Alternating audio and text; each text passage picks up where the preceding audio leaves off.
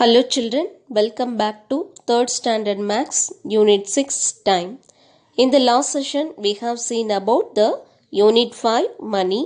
Now in this session, we will be seeing about time. Take page number 43, Times of a Day. Look at the sky. Is it same all the time? இப்போ வானத்தை பாருங்க, அது எப்போதும் ஒரே மாதிரி இருக்காது. Sometimes the sun shines and sometimes the moon and stars twinkle.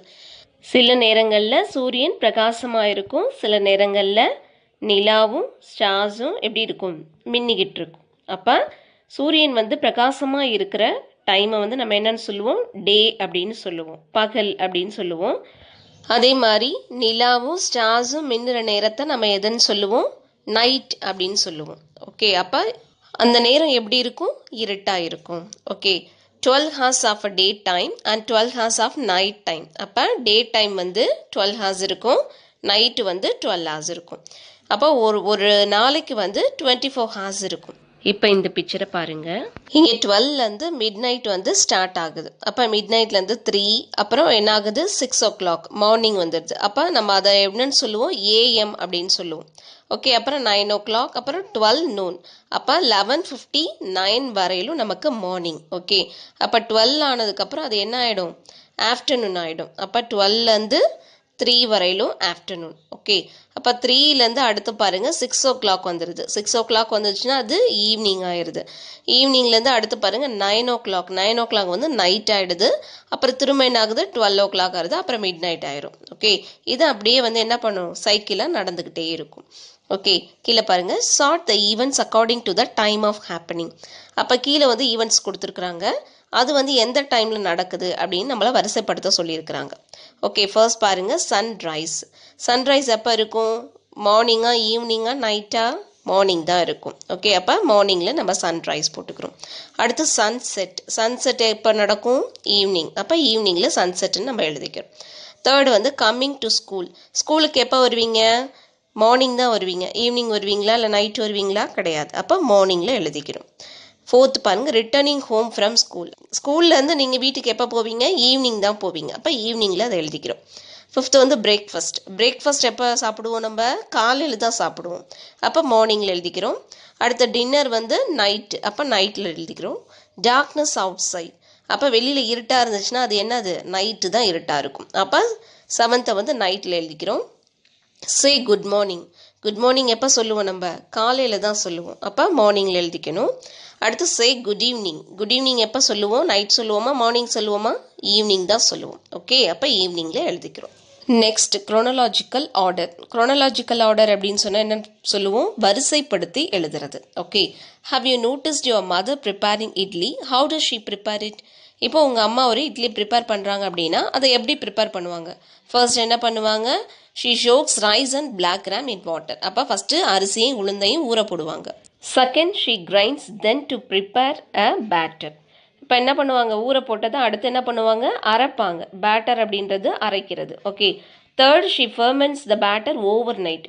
இப்போ என்ன பண்ணுவாங்க, அரைச்ச மாவை புளிக்க வைப்பாங்க. ஃபர்மெண்ட்ஸ்னால் புளிக்க வைக்கிறது. அப்போ ஒரு நைட் ஃபுல்லாக புளிக்க வைப்பாங்க. அடுத்து என்ன பண்ணுவாங்க, fourth, she boils the batter to make idlis. அப்போ என்ன பண்ணுவாங்க, புளிச்சதை காலையில் எடுத்து என்ன பண்ணுவாங்க, அவங்க இட்லியை வேக வைப்பாங்க. ஓகே, இப்போ இதுதான் ஆர்டர் படி நடக்கும்.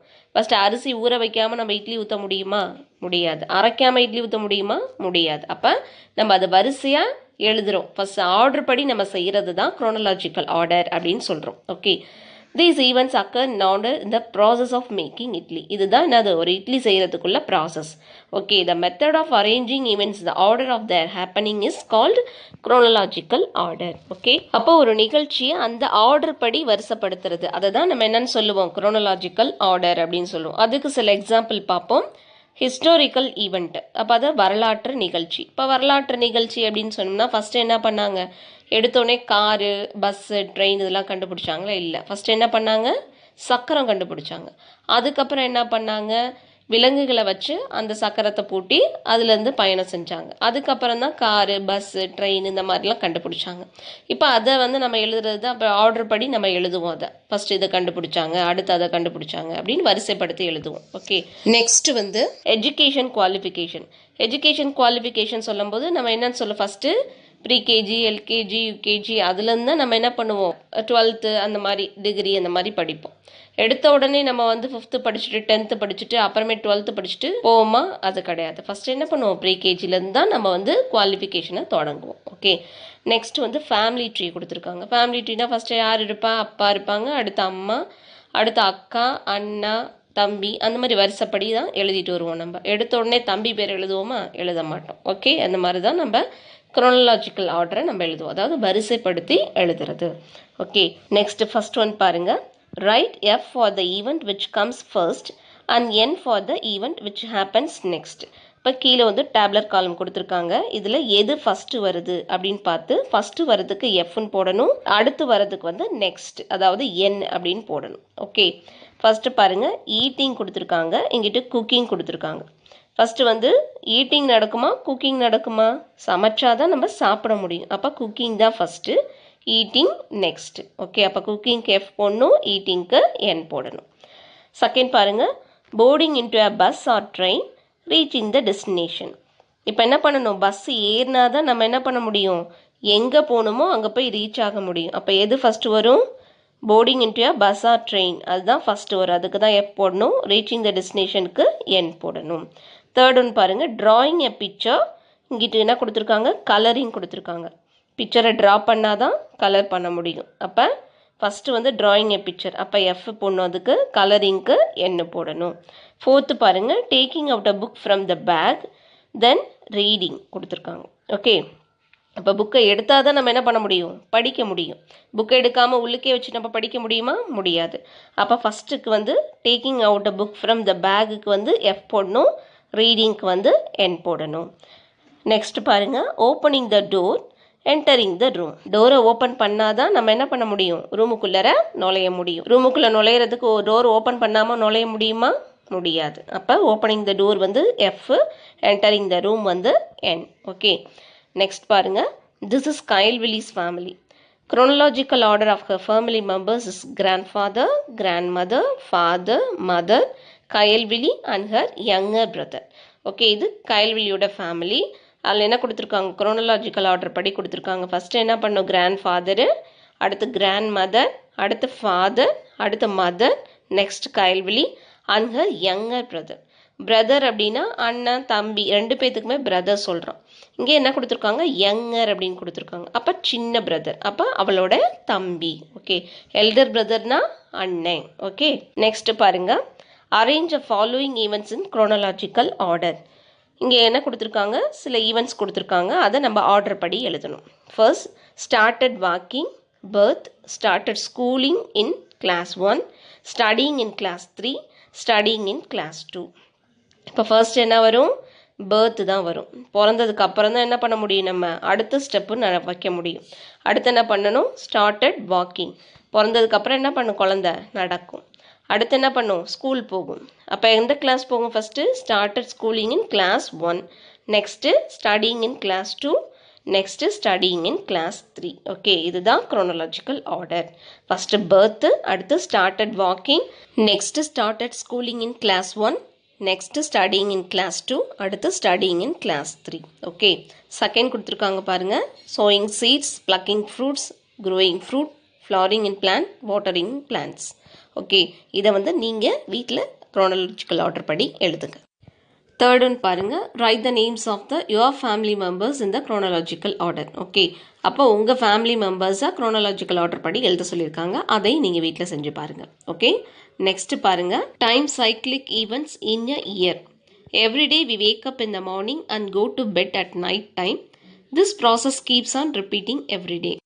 அப்போ காலையில் நம்ம எழுந்திருக்கிறோம், நைட்டு படுக்க போகிறோம். அப்போ இந்த ப்ராசஸ் வந்து டெய்லியும் வந்து ரிப்பீட்டடாக நடந்துக்கிட்டே இருக்குது. இதில் ஏதாவது மாற்றம் இருக்குதா, நம்ம நைட்டு எழுந்திரிச்சு காலையில் தூங்குவோமா? கிடையாது. அப்போ காலையில் எழுந்திரிக்கிறோம், நைட்டு படுக்க போகிறோம். அப்போ காலையில் சூரியன் வந்து உதிக்குது, நைட்டு வந்து சூரியன் மறையுது. அப்போ இந்த ப்ராசஸ் வந்து அதே மாதிரியே தான் எப்போதுமே நடந்துக்கிட்டே இருக்கும். இதை தான் நம்ம என்னன்னு சொல்லுவோம், சைக்கிள் அப்படின்னு சொல்லுவோம். இந்த பிக்சரில் பாருங்கள், டே நைட் கொடுத்துருக்கு. டே முடிஞ்சதுக்கப்புறம் என்ன வரும், நைட் வரும். நைட்டு முடிஞ்சதுக்கப்புறம் அடுத்து டே வரும். அப்போ இந்த ப்ராசஸ் வந்து நடந்துக்கிட்டே இருக்கு, டெய்லியும் சேமாக தான் நடந்துகிட்ருக்கும். அப்போ அதை தான் என்னன்னு சொல்கிறோம், நம்ம சைக்கிள் அப்படின்னு சொல்லுவோம்.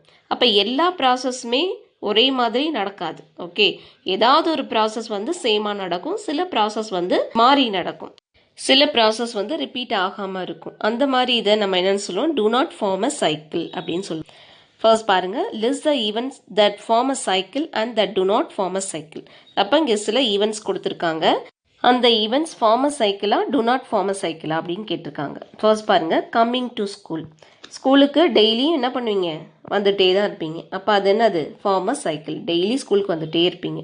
செகண்ட் பாரு, rotation of a clock. Clock என்ன பண்ணும், ரொட்டேட் ஆகிக்கிட்டே இருக்கும். 12க்கு வரும், அப்புறம் 6க்கு வரும், திரும்ப 9க்கு போகும், திரும்ப 12க்கு வரும், அது ரிப்பீட் ஆகிட்டே இருக்கும். அப்போ rotation of a clock form a cycle. Third one பாருங்கள், days of a week. Days of a week எப்படி இருக்கும், சண்டே டு சாட்டர்டே வந்துச்சுன்னா மறுபடியும் சண்டே டு சாட்டர்டே வரும், அது ரிப்பீட் ஆகிட்டே இருக்கும், அது ஃபார்ம் அ சைக்கிள். நெக்ஸ்ட் பாருங்கள், க்ரோத் ஆஃப் யுவர் பெட்.